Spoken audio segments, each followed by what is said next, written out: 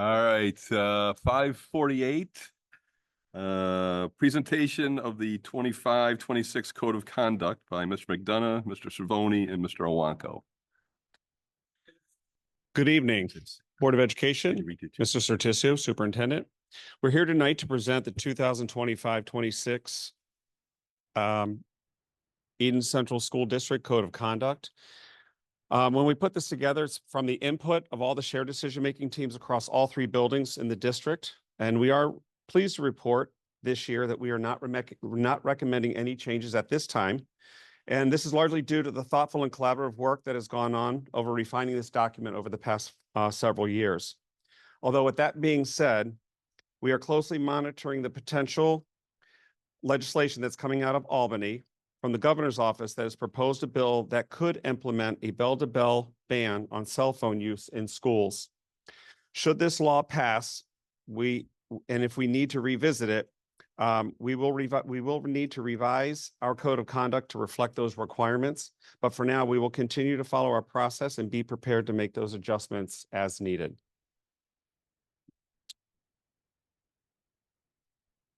Any questions? So just as a reminder to the board and for our audience, school districts are required to have a code of conduct hearing / presentation every year. The next step is for the code to sit for 30 days, if you will. It's a comment period. So if parents or students or staff members have other suggestions, they can share those with Mr. McDonough and Mr. Cervoni and for possible revisions. And if there are no revisions, then the board will adopt the code of conduct as presented. And as Mr. McDonough shared, there is a very high probability that there will be a new law if and when we get a state budget that bans student use of cell phones during the school day. And I saw you perk up when you heard that. You did. Your head picked up and you looked around. You heard that. So that's good. I'm glad you were listening. So, Mr. McDonough, what is the plan to work with the students should this law be enacted so that they understand where it's coming from and why? Well, knowing that that there had already been early discussions about this, we've already had a discussion in regards to that with our shared decision-making team. I think it's really going to be important to make sure that we obviously touch base with all of the stakeholders, from the students to the parents, teachers, staff. Presently, I would say, though, right now, I would not say that we have an overwhelming or alarming cell phone issue within our schools. Most of the teachers do have a caddy or a case in their room that all the cell phones go into that case during instructional time. So they've managed that, and that seems to be well received. I've also, in addition to that, have kind of put out just some feelers on our high school principal listserv, just to kind of get an idea of some of the districts. Some of the districts have started it already. Some of them are just kind of gathering information from the others that have already taken those initiative steps to figure out what does this look like and how's the cell phone ban working in the schools. So we definitely will be forward progressing in that, but we'll definitely make sure that we're taking slow steps and make sure that we've got as much input and feedback before implementing something moving forward with the cell phone policy. Yeah, so I think it'll be really important to make sure that communication comes out very early if this law is enacted. Right. It would be unfair to students and their families to share this information in September, right? So if and when the time comes, then some communication with students and in the building and their families at home is warranted, and it's going to need to be repeated. Okay. While I've witnessed the process many of your teachers have here, and it works really well, I believe under the proposed law, students aren't even to be in possession of them in hallways or the lunchroom or in the library or anywhere else. So they may actually have to figure out where their lockers are and how to open them. Correct. Which could lead to fewer back problems because they could store some of the things in their backpacks in their actual lockers. It would be wonderful. Yeah. As well as their cell phones, their backpacks, and a number of their folders to put them in there as well. So those are things that there have been preliminary discussions, minimally at this time, but are ready to move forward with further discussion. Oh, did you raise your hand? Yeah. So you gonna go first? Okay. So my question, not that I'm recommending it in any way, but what if it's lax in the enforcement world and, you know, as we don't have a problem, what if we're just lax about enforcing this law, or any school district is lax? Because I'm guessing some are gonna be more vigilant than others about any rule that comes out. Is there any ramifications of lack of enforcement or lackadaisical enforcement? Um, that hasn't been discussed yet. Mhm. Uh, I will say, there is not universal support from superintendents for this law. It is a, one size solution for a many faceted problem. And I think the processes we have here, don't really warrant the ban. However, similar to what we experienced, 5 years ago, sometimes we have to follow some rules, whether we agree with them wholeheartedly or not. Mhm. And this may be one of them. Now I'm allowed, okay. So let's roll this out right now. What about wearable technology? No. Not permitted. So you're not allowed to wear a watch? Because It- most watches will transmit to your cell phone back to the, Yep. Well, we refer to this as a cell phone ban. it is beyond that. well, they need to It's- redefine it because I'll tell you They right now. have, they have redefined it. In our presentation, we kind of just brought it down to the level. Any device that is able to connect to the internet. So now I'm just playing devil's advocate now. Now we're not allowed to use computers in the school? I'm just saying, I knew you would. you start poking holes at things and become a grumpy old guy. And there are some exceptions based on student need. If it's needed for a communication device, or if it's needed for a modification to an acceptable modification to that student's educational program. Do you know, and I know the law hasn't come out yet, but I know for a fact we have students in the district with type 1 diabetes and they monitor it through their phone. So, I want to say something funny, but that would be inappropriate. Yes, Okay. that would be a medical Okay. reason as well. So I need to count the number of steps I'm taking every day. Well, that's why we're going back to teaching counting and apparently the multiplication table from what I read the other day in the paper. We're Guess getting we're more going- steps and going to their lockers now. What's the old thing? Started with a P. The Pedometer. Well, we'll have to go back to those. Right. We have any of those sitting in the basement somewhere, maybe? We'll have to check I'm sure we do. some tally. All right, sheets. any other questions for these gentlemen? Okay, I appreciate the Thank you. collaborative approach amongst the three buildings to get this work done. See how we you. just filled 11 minutes there? There's a 2-minute presentation. Thank you.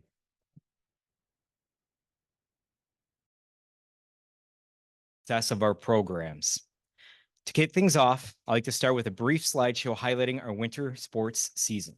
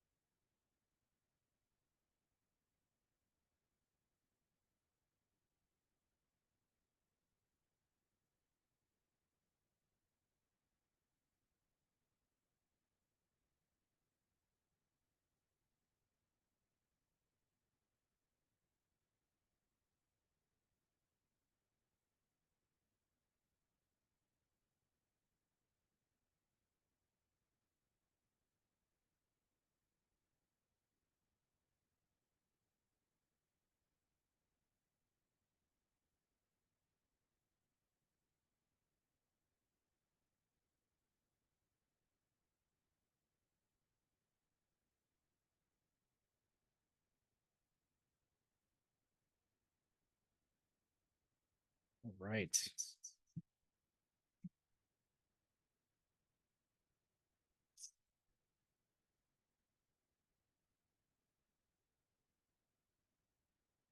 All right, during the winter. There we go. During the winter months, we offer 14 different teams across various levels, providing our student athletes with many opportunities to get involved and compete. Our core goal of our department is to continue increasing student participation in athletics. Over the past few winter seasons, we've had about 29% of our student body participate in winter sports. We're proud of that number, but are always looking for ways to grow that.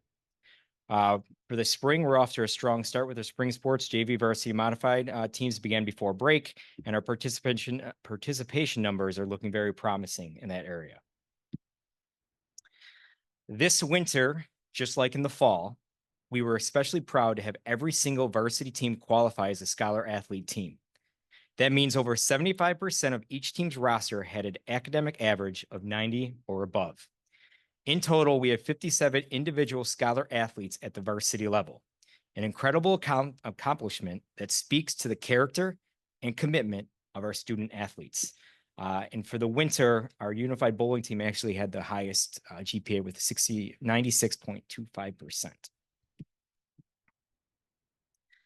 We had several standout athletic achievements this winter. At the league level, our girls basketball were crowned ECIC division champs for the first time since 2022.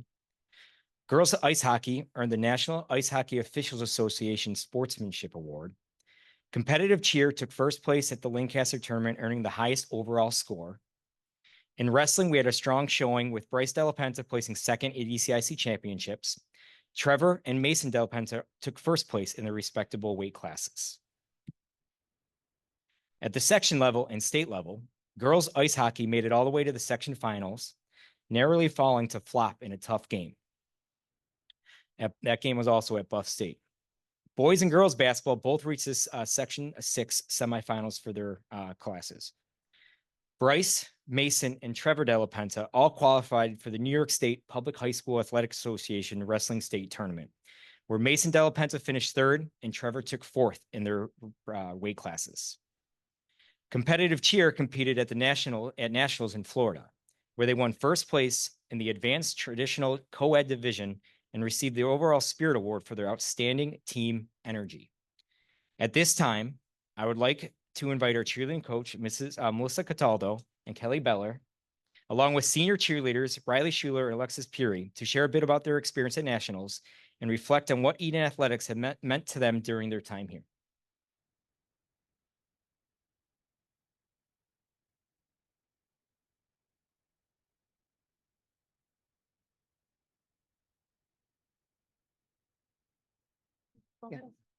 Good evening. We'd first like to start out by saying thank you so much for letting us go to Florida. We had an amazing time together as a team. It was the best trip I've ever been on, and we had both gone when we were in high school. We're going to give you some clothespins. It's tradition for cheerleaders to give out clothespins of positivity at competitions to promote positivity and camaraderie between schools. So we'd like to pass that forward to you today. I'm going to hand it over to Riley Schuler to talk about her time as Eden cheerleader. Hi, I'm Riley Schuler, a current high school senior and a former member of Eden Varsity Cheer. When I was in 7th grade, I decided to join cheer, and that was one decision that I will never regret. It gave me 6 years full of memories that will last a lifetime. Being a student athlete has been one of the best things for me throughout high school. Joining cheer gave me many new friendships, later turned to family, gave me a place where I felt I could belong, and made me work much harder to keep my grades up. Going to Florida this year to compete in internationals has strengthened the connection between my teammates and I and made us stronger as a program. The whole season, it made us work harder for our goals, trying our best in school and at practice so we could have the best outcome possible at the end of the season, winning our division. Going to Florida was not only an amazing opportunity for us as individual athletes, it was amazing for our team, giving us a happy end to our season. Thank you to everyone who helped us get there and achieve such a high honor.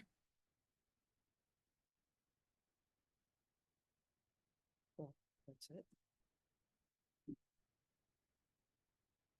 Of course, none of this success would be possible without the incredible people behind the scenes.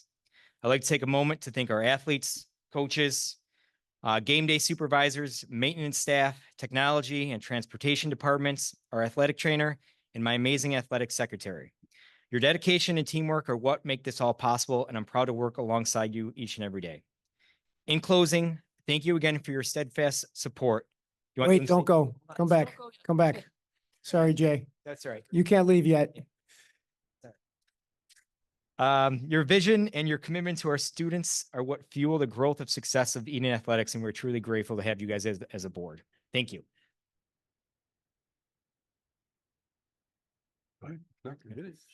Congratulations. Very well done.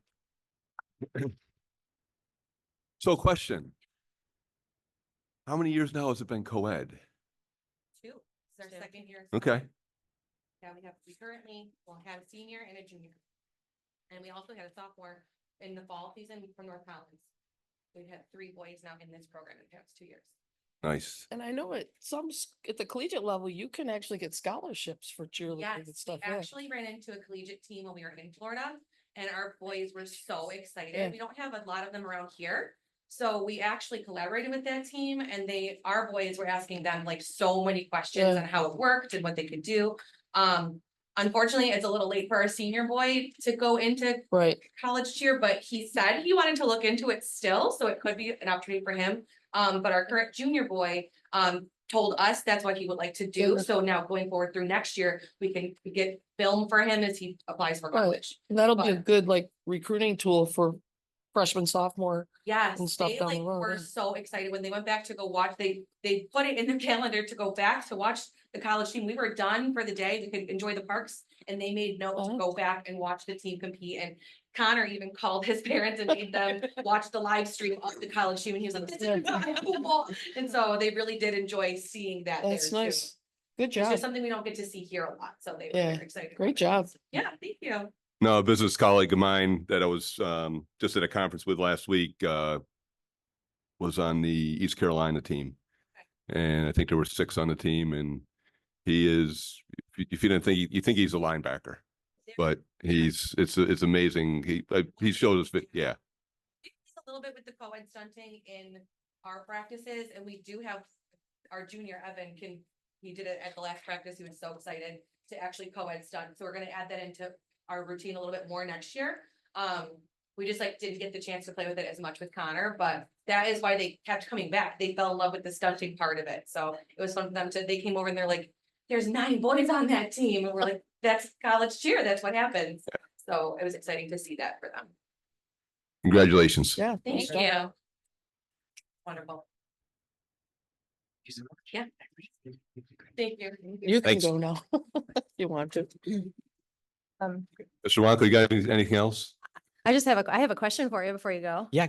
So, you talked about winter sports and improving. What is the status on girls wrestling? Like, I know a couple years ago it became a official sport and there's some girls teams developing. Like, is Eden looking at any options to somehow, because I know we only had one girl wrestler this year. She was unmodified, and that I know some girls who are interested, but I don't know. Like, I have made contact to other schools to see if they would be interested, because it's going to look like how it's going to work, minus if you're a big school like Clarence, because they have their own Orchard Park. It's going to kind of look like girls hockey is for Federation or for the section, sorry, and how multiple teams are going to have to merge. So it would be looking at our neighbors, surrounding school neighbors, and going there and see what kind of feedback they would have. no, that's great. I just know there's not a ton of options Mhm. in winter. So, Yes. anything, that's great. No, you're Thanks. welcome. At this time, we have a budget presentation from Mrs. May. Okay, so budget session number 5 for the 25-26 budget development process. This is the budget adoption meeting.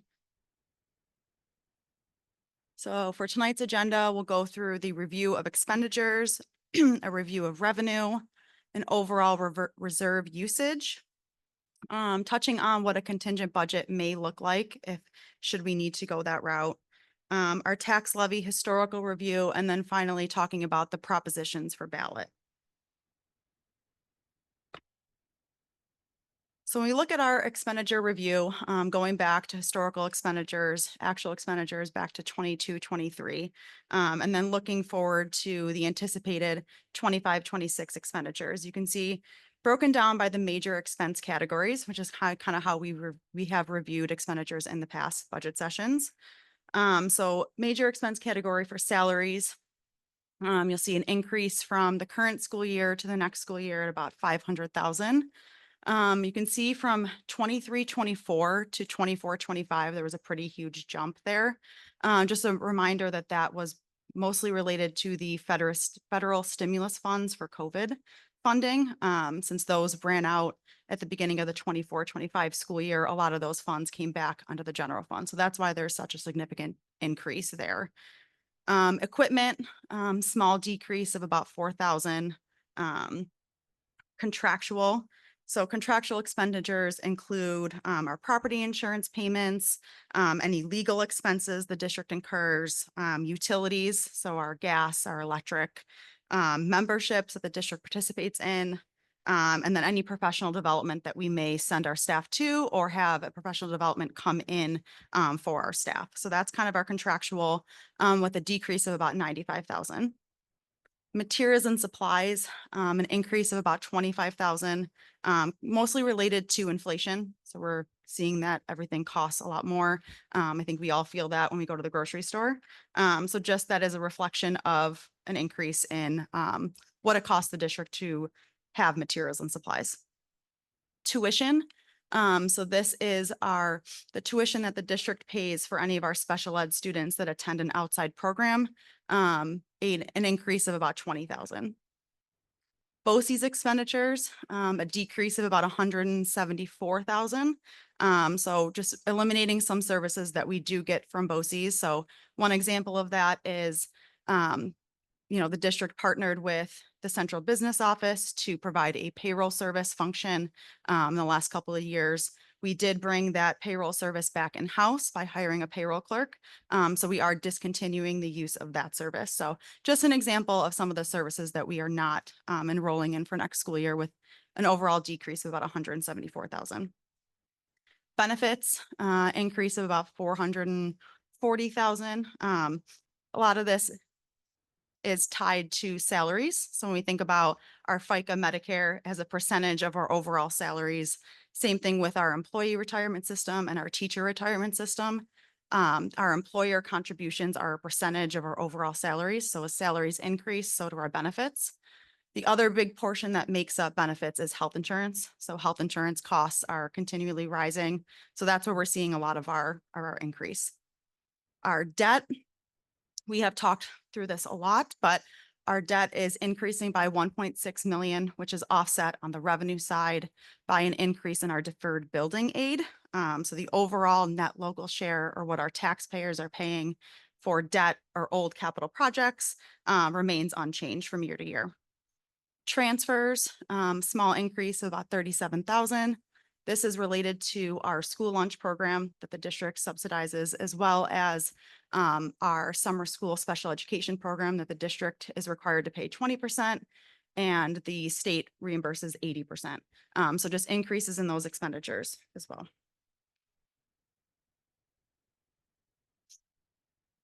So when we look at our state aid, these numbers are reflective of the executive budget proposal. So the state, their budget is supposed to be adopted by April 1st. As of today, we still do not have a finalized budget. So we have been instructed to use the executive governor's budget proposal numbers that came out in January. So this is what our state aid is expected to look like. It could be less than this.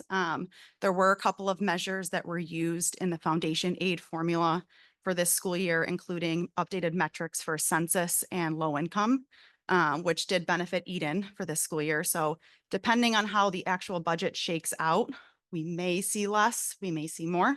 But at this point, we have been instructed to use the executive budget proposal. So foundation aid, overall increase of about 652,000. Our actual foundation aid, if you look at the executive budget runs, is increasing about 452,000, which is 5%. But our previous budget was very conservative on the foundation aid estimate. So we had talked about increasing that to be more reflective of what the actual foundation aid per the executive budget run. So that is why it's 652. Our instructional materials, so our textbook, software, hardware, as well as our library materials, small decreases, as well as our private access and public access costs. So those are our special education students that are attending outside programs. Small decreases there. Our transportation and our BOCES aid. So these are what's called expenditure driven aids. So what we spend in the current school year, in the 24-25 school year, we get aid back on it based on our aid ratio next school year. So we are anticipating transportation expenditures to be increased this year, which means that we would get more aid next year. Conversely, BOCES, we're anticipating this year, our expenditures in BOCES will be less than what they were last school year, meaning that we'll get less aid next year. And then our building aid is increasing by about 1.2 million. That in turn is offsets the increase in the debt payment, which is on the expenditure side. Overall, though, between our debt, our building aid, as well as our BOCES capital expenditures, the net local share, or what our taxpayers are paying towards old capital projects, remains unchanged.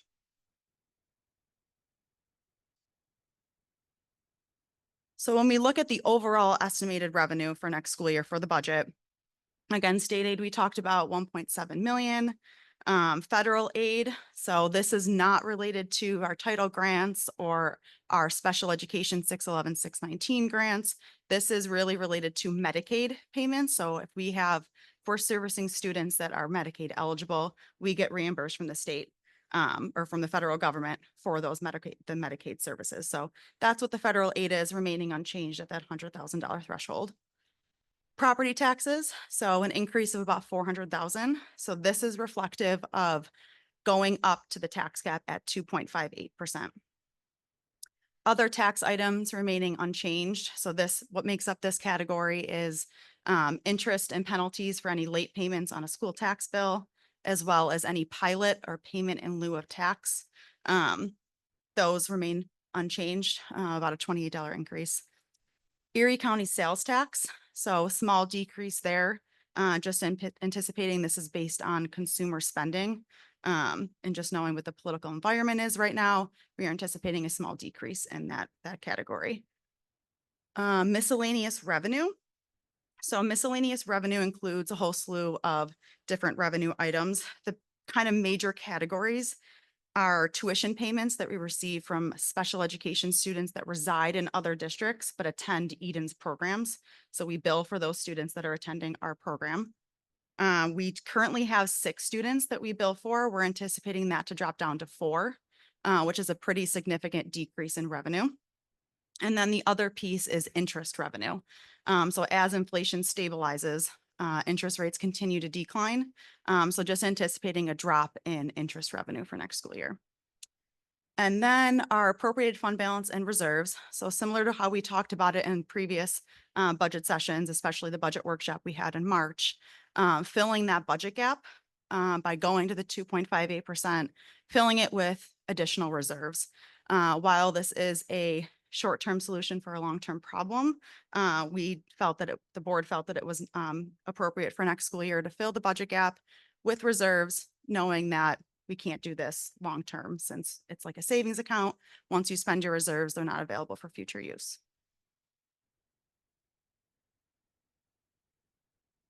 Okay, so if we look at a snapshot of what that reserve usage is actually going to be used towards, what reserves are going to be pulled from. So the top section is what is included in Proposition 1, or the first line item that a taxpayer would vote on for the budget. So the 1.9 million is going to be used for workers' comp, our unemployment, and our employee retirement system, as well as our teacher retirement system contribution. So that makes up the 1.9. The middle section, which we'll kind of touch on a little bit later, is Proposition 2. So it's a separate line item that our taxpayers would vote on separately from the general fund budget. But that is for vehicles and equipment for both transportation and buildings and grounds. And that is the $1,182,000.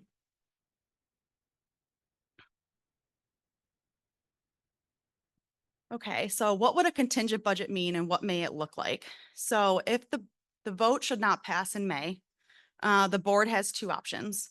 They can either go for a budget revote in June, or at that point, they can adopt a contingent budget. If the revote should fail in June, then the board is required to adopt a contingent budget at that time. So what would a contingent budget look like? There is no increase in the tax levy from the prior year, with the caveat that although the levy itself will remain unchanged, individual tax bills may increase or decrease based on the classification of different property or the valuation of assessments across the different towns that make up the town or the school district of Eden. It would eliminate all equipment purchases for next year. So that line item, that $100,000 of equipment, that would be eliminated from the budget. It would eliminate the capital outlay project, which is the $100,000 outlay project, capital project at GLP for signage. That would be eliminated and would not be allowed to continue. We would not be allowed to allow the use of facilities for outside agencies for free of charge. We would have to charge for anyone using our facilities. It would eliminate any school bus purchases, and it would eliminate other non-contingent expenditures as needed in order to make sure that we could fit all of our expenditures within a budget without a tax levy increase.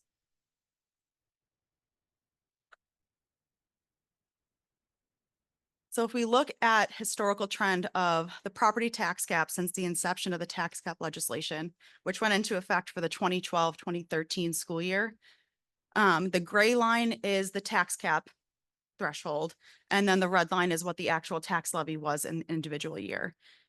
So you can see in 2014-15 through 2018-19, the district did go out at the cap. The one point I think I would like to make is that in 23-24, you can see that the tax cap was 7.49%. And the district increased the levy by the 2%. So that's where the significant, when we talk about the cumulative difference, a lot of that cumulative difference is made up in that school year. So the cumulative difference by not going to the tax cap since the inception of the tax cap legislation. So this is if every year since the inception, the district went to the tax cap, not looking at each individual year, but since the inception, the total amount of 1.9 million has been kept in our taxpayers' pockets because the board has decided not to raise taxes to the cap. So kind of just showing this slide again, just the cumulative difference.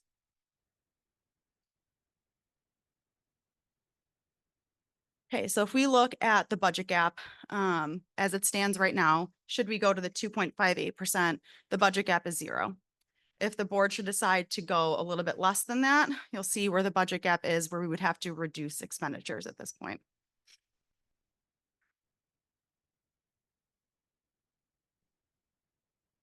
And then talking about propositions for ballot. So kind of mentioned this throughout, but if we think about the ballot when someone goes to vote in May, the actual piece of paper that they're filling out, there's 2 separate lines that they have to vote yes or no for. The first line is what's called proposition number 1. It's our general fund expenditure budget and the amount of $40,076,769. It includes all of the expenditures and the revenue that we've talked about previously. It also includes the capital outlay, which is that $100,000 capital project, which must be completed in 1 school year at 1 building, and we get 8 on it the following school year. It also includes the tax levy increase of 2.58%. Proposition number 2, so this would be a separate line item that someone would vote on. It's not contingent on the first one, so you can vote one way or the other way on either one. It is the use of capital reserve funds for bus purchases, transportation, and buildings and grounds equipment in the amount of $1,182,000. It includes 1 wheelchair bus and 5 full-size buses, other transportation equipment, and new cafeteria tables in the middle school, high school. Again, this proposition does not have a taxpayer impact because it is solely using the reserve funds or our savings account that we have saved up.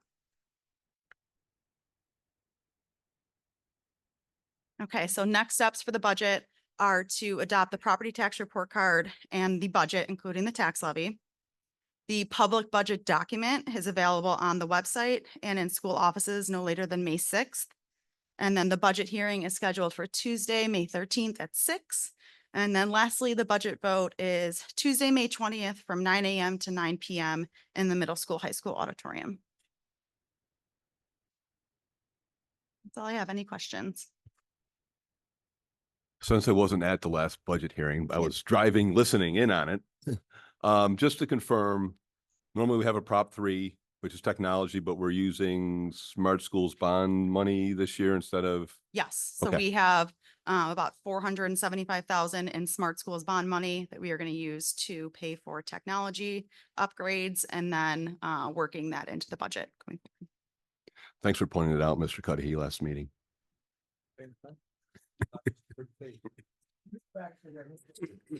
The what slide? Sorry, can you go back to the revenue slide? Yes. State aid or overall? State aid.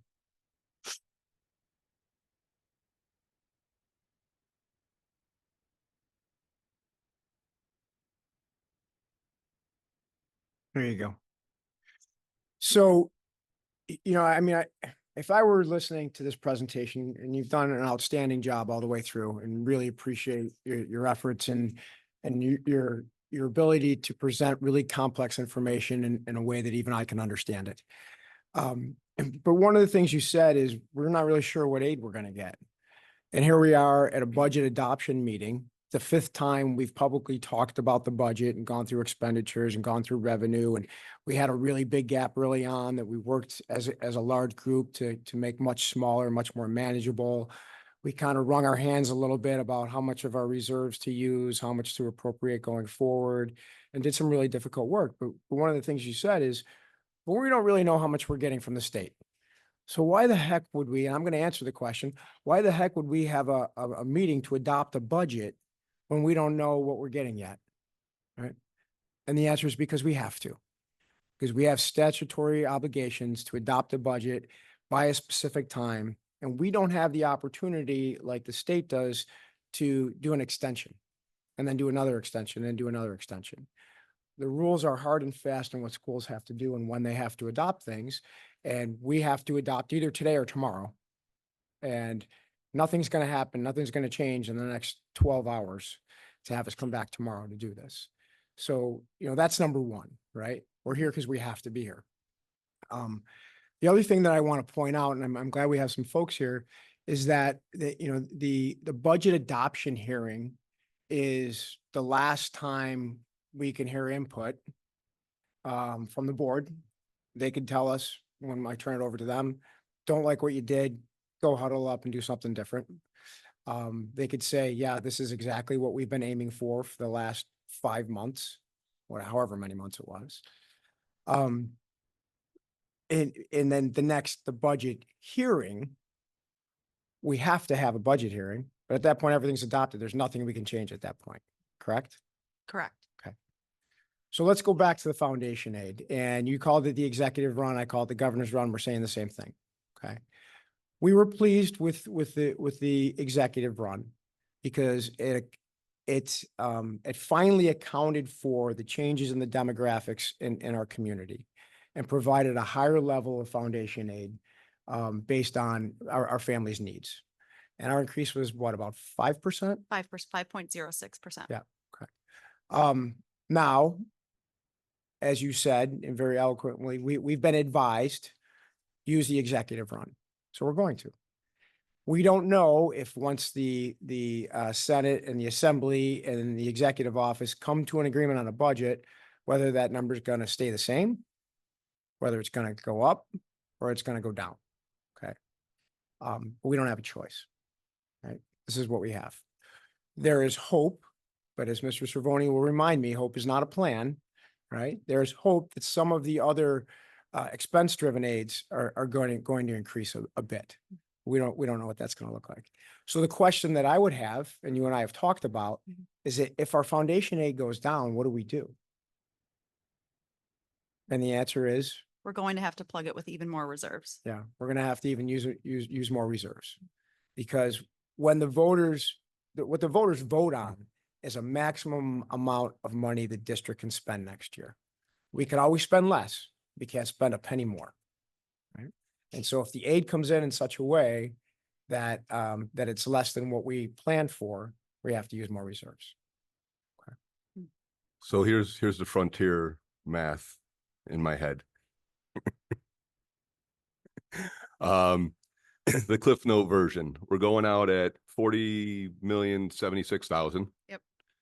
We're going out at a tax levy of 2.58%. And then whatever else comes out of the savings account. Correct. That's pretty much the Cliff Notes version of frontier math. Yep. Okay. Very proud of frontier math. It's done you well. It's done you very well. So Is the rest of the board kind of in agreement in regards to that? I know we've talked about this a number of times, but 2.58% going out at 4076. They can vote this down, that 2.58, It could. You could vote anything down. but that may be likely, this one, I'm voting it. I would hope not. I mean, it's the tax cap, which is what the formula allowed us to go out. My problem is if we go out any lower, and then the foundation aid comes back lower, where does that leave us then? well, let me explain that. Okay. I mean, and these are conversations we've had over long periods of time. Yes. And Mrs. May, if you've got to step off for a second, feel free. I've got this, okay? We've had these conversations over a long period of time, and 2.58 is the tax cap. You need a simple majority to get approval, 50% plus one. Anything greater than that, we would need a super majority, which I wouldn't advise you to pursue. But if you ask us to reduce that, the 2.58 to 2 or to 1.5 or to 1 or to 0, we'll do that. But I'm going to come back with cuts because I don't have any choice. And you're talking about $90,000 per 0.5%. And we'd absolutely have to make cuts to our expenditure side. No, that's a real problem.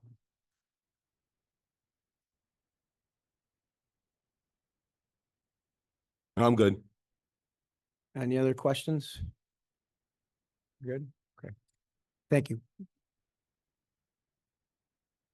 At this time, are there any requests to remove any items from the consent agenda?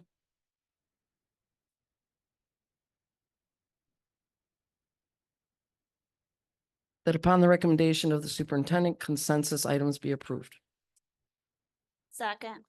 Any discussion? All in favor? Aye. Any opposed? Any abstained? Motion carried. This is the approximate position in time that the board is designated to receive statements from individuals and groups. The board will review all statements, then respond appropriately at a future meeting. All persons in attendance are required to sign the attendance sheet and designate the representation status. For example, parent, teacher, bus driver, chamber of commerce, etc. There is a 2-minute time limit. Ready?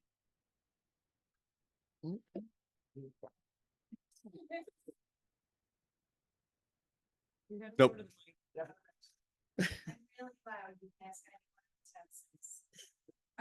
It's being Recorded. being recorded, yeah. Okay. Good evening. Thank you so much for having me. My name is Karen Temsky, and I'm a board member with the Boys and Girls Club of Eden Lake Shore. We recognize that the Board of Education members are vital and impactful individuals within the Eden community. And we're here to share some challenges the Boys and Girls Club of Eden Lake Shore is experiencing and hopefully take the community outreach to a higher level, along with improving the community support of the Boys and Girls Club, specifically in the Eden School District. Currently, the Eden location is struggling financially. We are not here for money after your little budget hearing. We know that's not possible from schools. We're here to request assistance in our efforts to reach out to our families who may not know that we are here to help their children. First, it's important to know that the Boys and Girls Club is a non-for-profit organization that relies heavily on foundation, corporate, and grants, as well as gifts from individuals. While the Boys and Girls Club is a national organization, local chapters are not operated through funds from the national organization, and this is often misunderstood by many, hence the importance of a large presence in the community and local support. Our mission is to enable all young people, especially those who need us most, to reach their full potential as productive, caring, responsible citizens. Our vision is to provide club experiences that ensure success is within reach of every young person who enters our doors, with all members on track to graduate high school with a plan for the future, demonstrating good character and citizenship and living a healthy lifestyle. We commit to inclusion and believe every kid has what it takes. The mission and core beliefs fuel our commitment to promoting safe, positive, and inclusive environments for everyone. We would like to request a few things from the Eden School District to support our efforts. We would like to request permission to have a link to the Boys and Girls Club of Eden Lake Shore website under community links on our Eden District School page. We would like to request permission to distribute communication about events through backpack mail and advise on the process and requirements to do so. We would like to request to have a representative or information table at various school activities such as GLP, STEAM and math nights, or activities at Eden Elementary such as the readathon, and be advised on the process and the requirements to do so.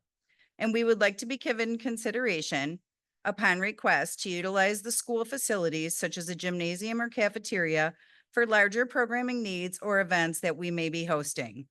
Lastly, we hope to create a strong relationship and that you will help spread the news within our community of the purposes and opportunities within the Boys and Girls Club to help keep the doors open for our Eden community.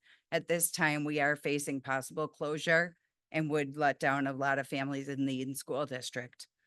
It is truly an underutilized resource that our community needs to know about and benefit from. Thank you all for your time and consideration. Thank you.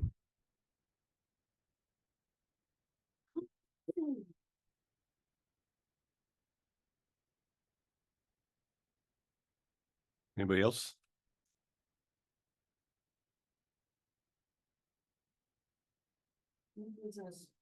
New business resignations. That upon the recommendation of the superintendent, the resignation for the purpose of retirement of senior clerk stenographer Kathleen McCarthy be accepted effective July 31st, 2025. The board and administration wish to thank Ms. McCarthy for her 22 years of service to the district. Second. Any discussion? All in favor? Aye. Any opposed? Any abstained? Motion carried. That upon the recommendation of the superintendent, the resignation of bus attendant and cafeteria monitor Mary Ann Tyberski be accepted effective April 20th, 2025. Second. Any discussion? All in favor? Aye. Any opposed? Any abstained? Motion carried. That upon the recommendation of the superintendent, the resignation for the purpose of retirement of bus driver Linda Christ be accepted effective April 30th, 2025. The board and administration wish to thank Ms. Christ for her 25 years of service to the district. Second. Any discussion? All in favor? Aye. Any opposed? Any abstained? Motion carried. That upon the recommendation of the superintendent, the retirement of teacher Amy Whitman be accepted effective May 4th, 2025. The board and administration wish to thank Mrs. Whitman for her years of service to the district. Second. Any discussion? All in favor? Any opposed? Any abstained? Motion carried. That upon the recommendation of the superintendent, the 2025-2026 school budget in the amount of $40,076,769 be approved. Second. Any other discussion? All in favor? Any opposed? Any abstained? Motion carried. That upon the recommendation of the superintendent, a resolution dated April 22nd, 2025 of the Board of Education of the Eden Central School District, Erie County, New York, the district declaring the impartial hearing officer compensation rates. Second. Any discussion? All in favor? Aye. Any opposed? Any abstained? Motion carried. That upon the recommendation of the superintendent, the following people be nominated for Erie Two Bosse's Board of Education. Incumbent Ronald Catalano, Westfield Central School District. Incumbent Kathleen Shavetta, Lakeshore Central School District. Incumbent Dwight Egan, Orchard Park Central School District. Incumbent Linda Hoffman, Springville Griffith Institute. Incumbent Anita Ray, Fredonia Central School District. Second. Any discussion? All in favor? Aye. Any opposed? Any abstained? Motion carried.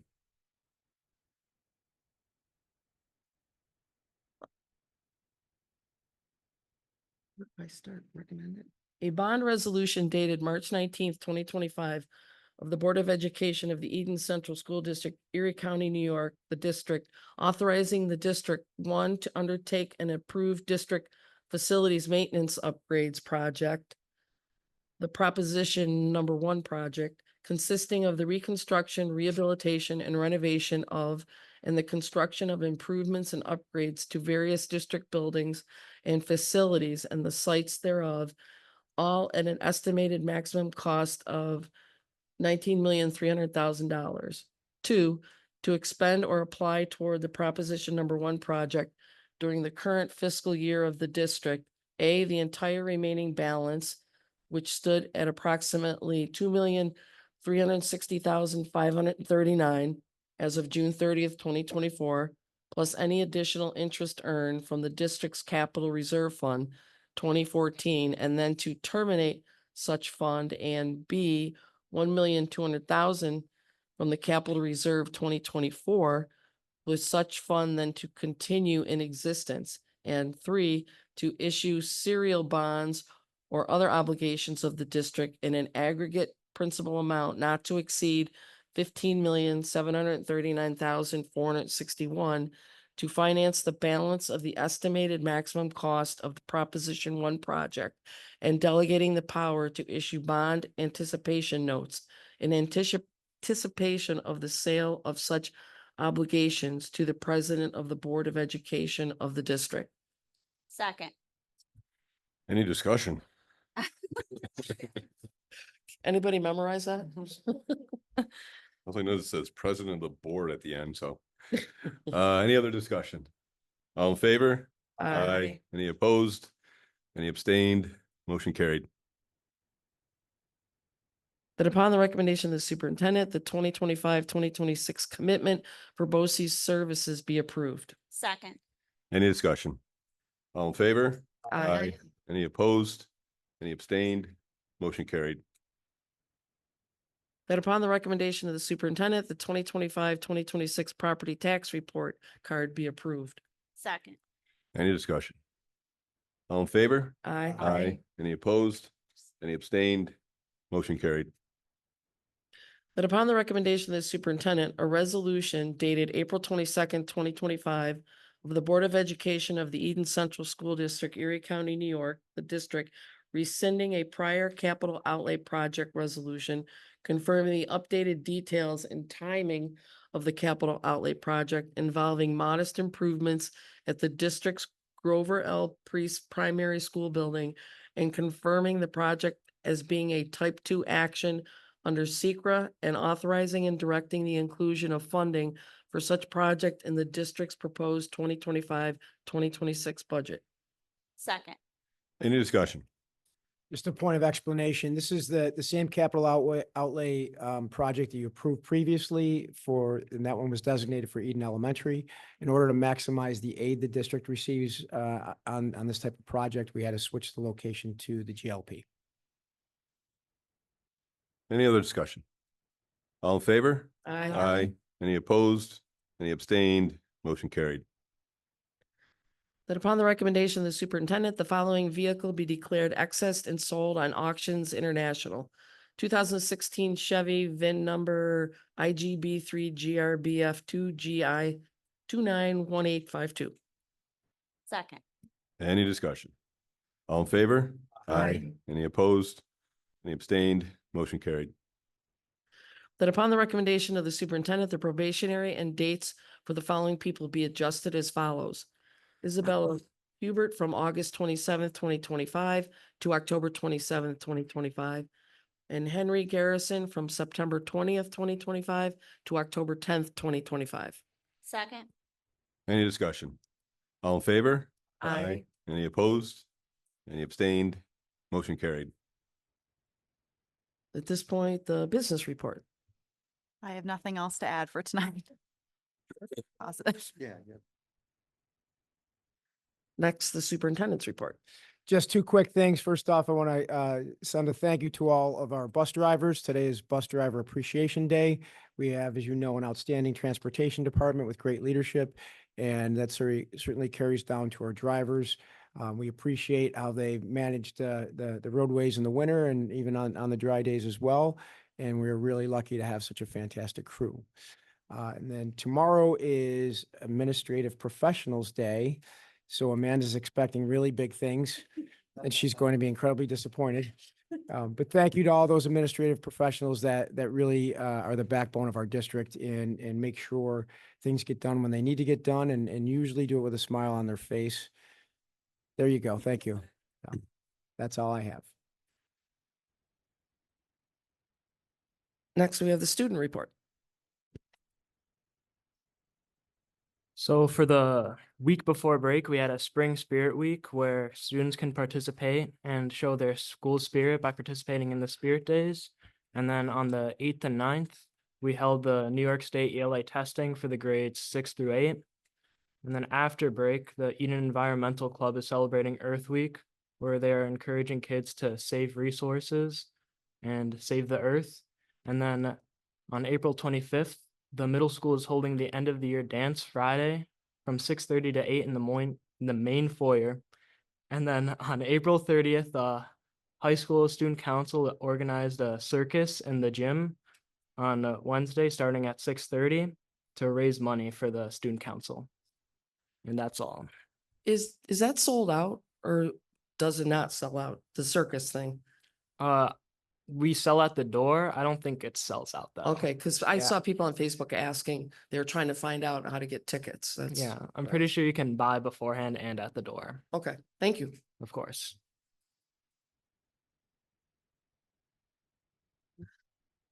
And next we have board report roundtable.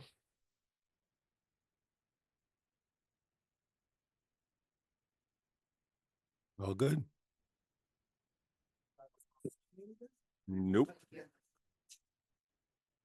Pass. Pass. Hey, is Mr. Alonco still here? No. Just one thing, my youngest niece, when she graduated in 2015, I think it was, so the year before her junior year, the softball team won states and it was amazing. And by the time the bus and everything got back here, they had arranged this like parade to come into town and to escort the bus in, and they had a bonfire going and everything. And as the district has a policy, they saw the team off down the hallway. And I got to tell you that's the first time. And I coached in East Aurora swimming for God knows how many years. And not once did East Aurora ever do that for any team. And we had quite a few swimmers go to states over the years. So when I experienced that moving out to Eden and for my nieces, I was so impressed with that. And, you know, East Aurora is not that much bigger than Eden, but I guess they have caught on to that now. And so for any team or individuals that are making states, they also do the parade like Eden had started. And I just was impressed with that, but Jay's not here. So I just wanted to say that. I thought that was very impressive.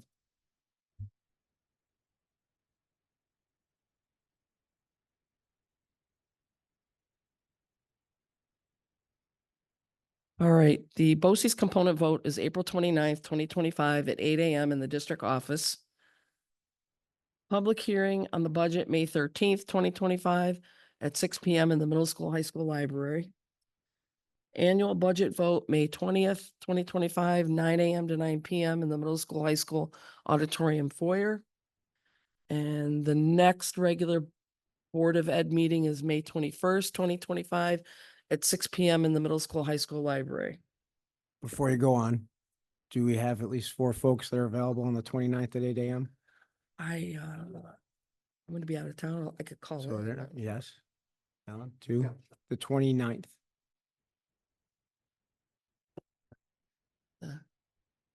Make it, Jack? First thing in the morning?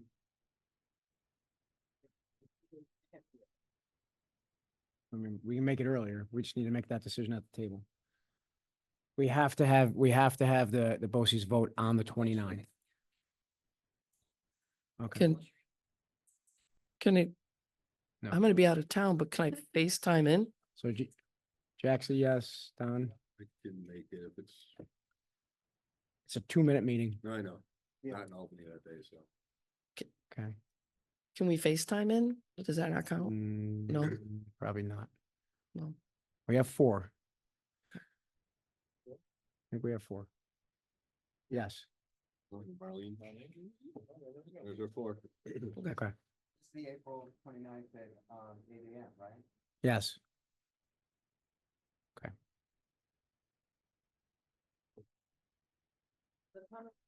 That upon the recommendation of the superintendent at 6:54 PM, the Board of Education enter executive session to discuss the employment history of a particular person or persons. Second. Favor? Aye. Aye. Thank you. Thank you.